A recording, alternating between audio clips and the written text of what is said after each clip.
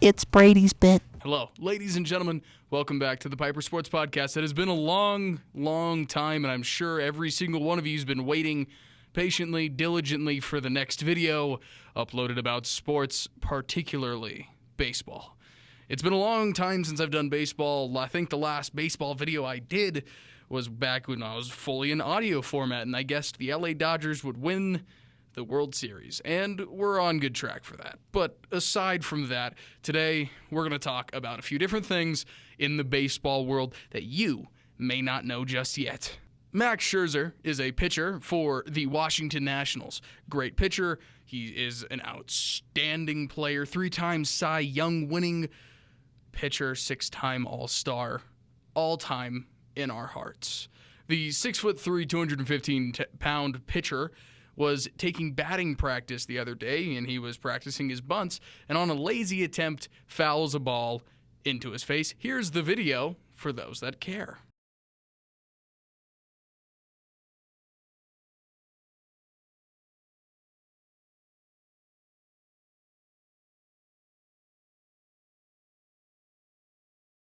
In the face! In the face! In the face! He takes it in the face, breaks his nose. This occurred on Tuesday. He was scheduled to start a one game of the doubleheader, the second of the doubleheader, on Wednesday. Not only did he, with a broken nose and cut under his eye, go out and play in this game, starting this game, he pitched 7 innings, 4 hits, 2 walks, 10 strikeouts. Now, I've seen players play through injuries. I've seen players get knocked out because of injuries. Kobe hit 2 free throws on a tore ACL. Klay Thompson hit 2 free throws on a tore ACL. But when somebody breaks their fucking face and goes out and has a performance of 7 innings, 4 hits, 2 walks, 10 strikeouts, not only does that show Cy Young potential, but shows you that Max Scherzer, even at his age, is performing at a Cy Young rate. His 2019, he's currently sitting at a 6-5 record with a 2.62 ERA, fantastic ERA. He has a WAR of 4.3. That's called wins above replacement. That is extremely important. If you are at a 0 and you get replaced, it's a 0. They are not going to do any better or worse without you. If you have a negative WAR, that means if somebody replaces you, they're going to do better. If you have a positive WAR above 1, 2, 3, then you being replaced would hurt the team. WAR is a good way to look at some players and the impact they have on teams. Max Scherzer has a 4.3, which means if they were to replace him, they would lose 4.3 more games than if they had him. He's having an outstanding season, averaging over a strikeout, almost 1.5 strikeouts per inning, and he's sitting at a 1.063 whip, which is essentially hits per inning. And he's having an amazing season, an outstanding season. If you're looking for Max Scherzer, this guy is Cy Young potential and definitely is somebody to look forward to when All-Star comes around in the next month or so. Now, I am wearing a Yankees jersey. You can see with the New York Yankees logo, I'm kind of a New York Yankees fan, but not necessarily caring about the record. I like their players. Speaking about players, all of them are injured, or fortunately coming off of injury. Now, if you are an AL team, be afraid of the New York Yankees. Aaron Judge, Giancarlo Stanton, both returning. This team is looking scary. They just traded for Edwin Encarnacion, a home run bomber who was leading his conference in home runs this season, and now he comes to be the primary designated hitter for the Yanks, and the Bronx Bombers hold their name true. When Aaron Judge, who's just homered in his rehab game a couple nights ago, and Giancarlo, who just returned yesterday, 2 days ago, I apologize. Today's Thursday.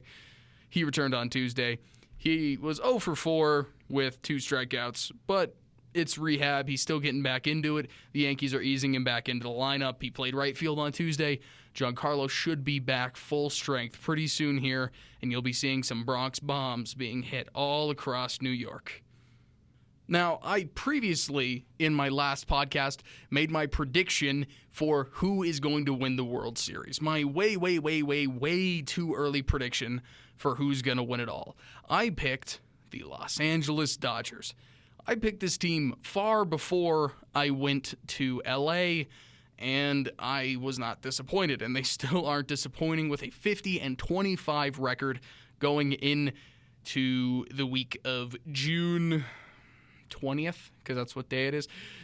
Going into June 20th, they're sitting at 50-25, first in the NL West division, and arguably the best team in the MLB. They have some of the youngest and they have some of the most talented players. Walker Buehler, Julio Urias, Cody Bellinger, Max Muncy, Corey Seager, Clayton Kershaw, all superstars in their own right, and all have the potential to be MVPs, Cy Young, Hank Aaron award winners. Cody Bellinger is having a great year, although he is kind of dipping his numbers from his rookie season, which he hit 39 home runs, I think it was 39 or 38. He's having an outstanding season leading this team, sitting in that 4-5 role, 3-4-5 role in the lineup. And he's in right field for the most part, which is different and a departure from his past experience when he was a first baseman and he played primarily at first base. But now they're a little bit more trustworthy of his abilities to field in right field, and he's having a really, really good season next to players like Kiki Hernandez and obviously Corey Seager. Max Muncy's having an outstanding season, hitting bombs. Now, one pitcher who's arguably one of the best pitchers of all time, Clayton Kershaw, is still performing at an extremely high rate, throwing gems and aces out there every single night.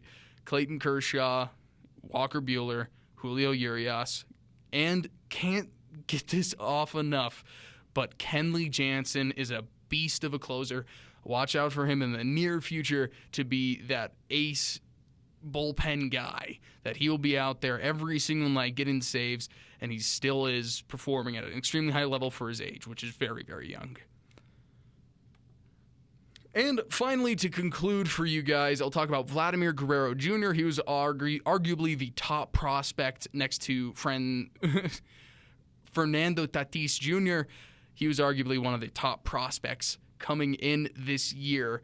And the Blue Jays, although they are not performing extremely well, Vladimir Guerrero is one of the few bright spots on this team. Vlad, his father, Hall of Fame right fielder, had a cannon of an arm, and Vlad plays third base, which is a little bit of a departure, but he's performing extremely well, hitting the ball just like his father, adapted the swing just like his dad, and he's hitting balls like nobody's business. Now, it is his rookie season. He's hitting .255 of his batting average. He has 42 hits in 165 at-bats, which isn't all too impressive, but he's still a rookie. He's hit 7 home runs. I remember his first home run, in which it was kind of exciting seeing the entire audience just explode into excitement and have a great, great old time. He has 17 runs, 19 RBIs, which means he's not really hitting many people in, but not a lot of people are getting on base other than him. 17, 19. He's scoring a lot. Can't score the people because they're not on base. He has an on-base percentage of .322, which means about 32% of the time he's getting on base. Slugging percentage of .436 and an OPS of .759, which is really good for a rookie.